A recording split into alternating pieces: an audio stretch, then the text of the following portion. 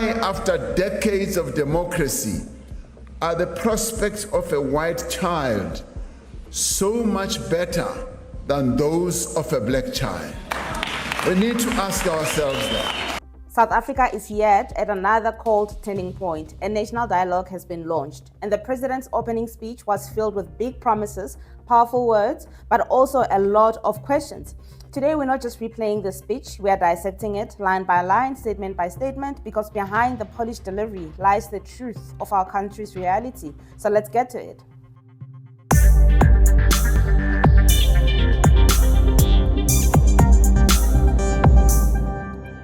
We're going to start with the promise of a dialogue. We are gathered to listen to each other, to understand one another, and to chart a common path forward for our country. According to what he says here, this dialogue is meant to unite us. Sounds beautiful, doesn't it? But let's be honest, South Africa has been having dialogues for decades, from CODESA in the 90s, to the Truth and Reconciliation Commission, to the endless lekgotlas and summits. The problem isn't talking. We've never had a shortage of conversations. The problem is action. Think about Fees Must Fall. Think about the Marikana massacre. Think about the July 2021 unrest. Well, in every case, government said, let's have a dialogue, but once the cameras were off, silence. All we had left was silence. So the question is this truly about solutions or just another PR exercise? So now let's move on to where he's speaking about healing and unity. If we know what hurts us, we can heal. If we know what divides us, we can unite. Again, very poetic, healing, unity. But let's check reality. The Truth and the Reconciliation Commission was supposed to give us healing, but 30 years later, victims of apartheid are still waiting for reparations. Many perpetrators walked away without consequences. You cannot heal without accountability. You cannot unite a nation when corruption flourishes and the powerful remain untouchable. So while the words sound comforting, they beg the question, who exactly is supposed to heal? And who is supposed to take responsibility for the wounds? Now, moving forward, this is what he had to say about 1 million conversations. We are embarking on a process that will launch 1 million conversations amongst our people. Now, this is a great honor to be able to instigate conversations amongst our people. According to what he says, this is about millions of voices joining in. But how? Let's be realistic. How does a grandmother in rural Limpopo get a voice heard in this dialogue? How does an unemployed graduate in Khayelitsha participate? The National Development Plan also promised mass consultation. Land reform hearings did the same, but ordinary South Africans often feel excluded, replaced by elite panels, academics, and politicians who claim to speak for the people. If this dialogue doesn't reach the grassroots, it will simply be a conversation among the powerful while the poor remain voiceless. And then he is not shy at all. He even went as far as calling it a historic moment. This is truly a historic moment. Across the length and the breadth of South Africa, people will and must meet to talk of what worries them. Well, he calls it historic, but is it really? When we think of historic dialogues, we think of CODESA, we think of Mandela and de Klerk negotiating an end of apartheid. That was real history, high stakes, life and death. This feels more like deja vu. South Africans are tired of historic speeches. They want historic outcomes. Less talk, more action. And then the funniest thing is the president continues to talk about South Africa as a broken country. We all agree that our country is not where it ought to be. We all agree that there are many things that are broken in our country.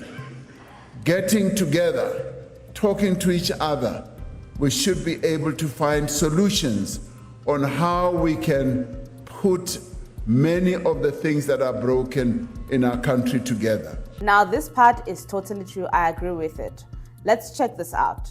Load shedding, collapsing SOEs, a broken police service, crippling inequality, corruption everywhere you turn. When the president admits the country is broken, it's almost refreshing. But the problem is, he's been saying this for years. January 8th statement, every SONA, every election campaign, same diagnosis, no cure. South Africans don't need another acknowledgement of what's broken. We need leadership to fix it. Anyway, let's continue to where he's talking about gender-based violence.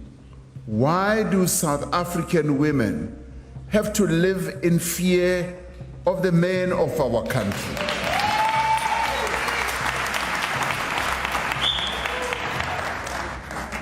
This is Women's Month, and I'm glad that these conversations should start this month, that we as the men of South Africa must begin to internalize this question.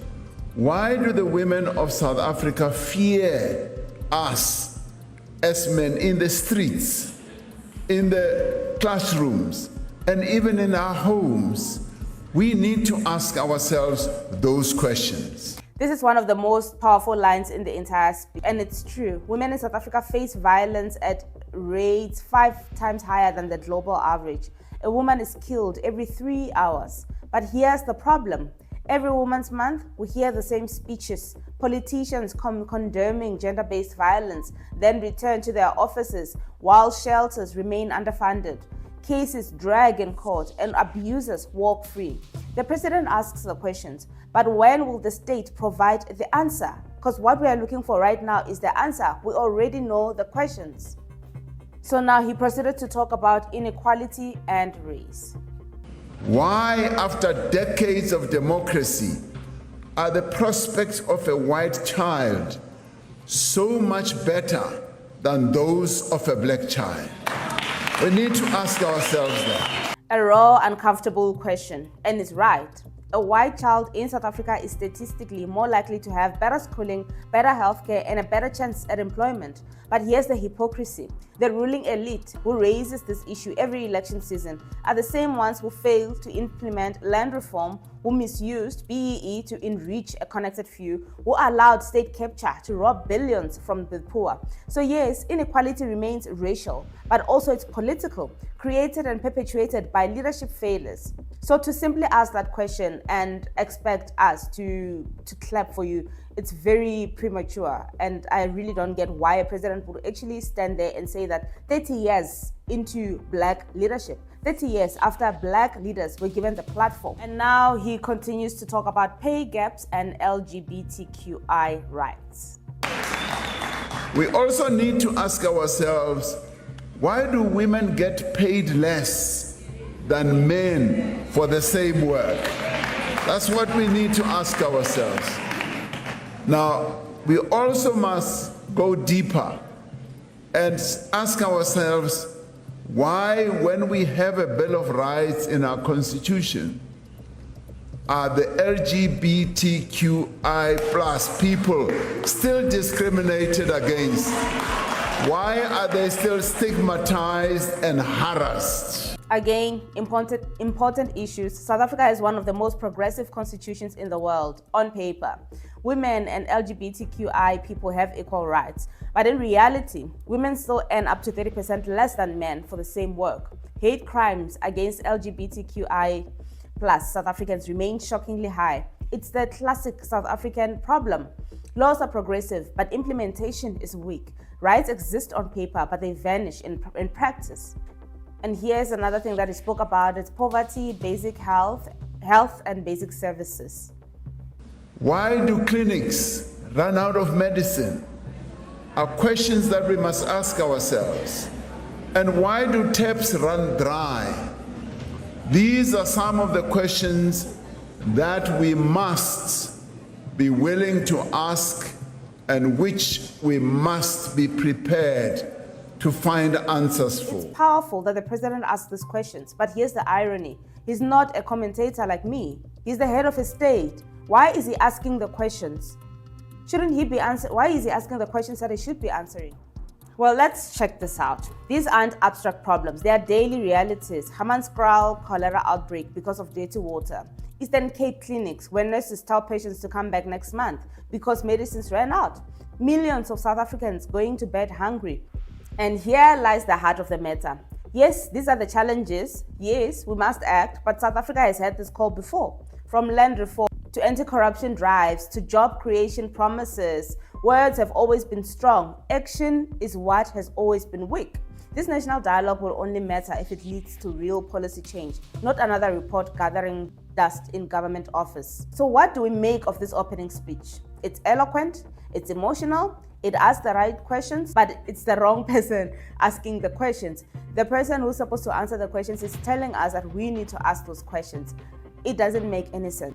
But South Africa doesn't need another national dialogue. We've been talking since 1994. What we need now is action. I'll leave it here, but I want to hear from you. What questions would you want raised in this national dialogue? Drop them in the comments and let's start our own conversation right here.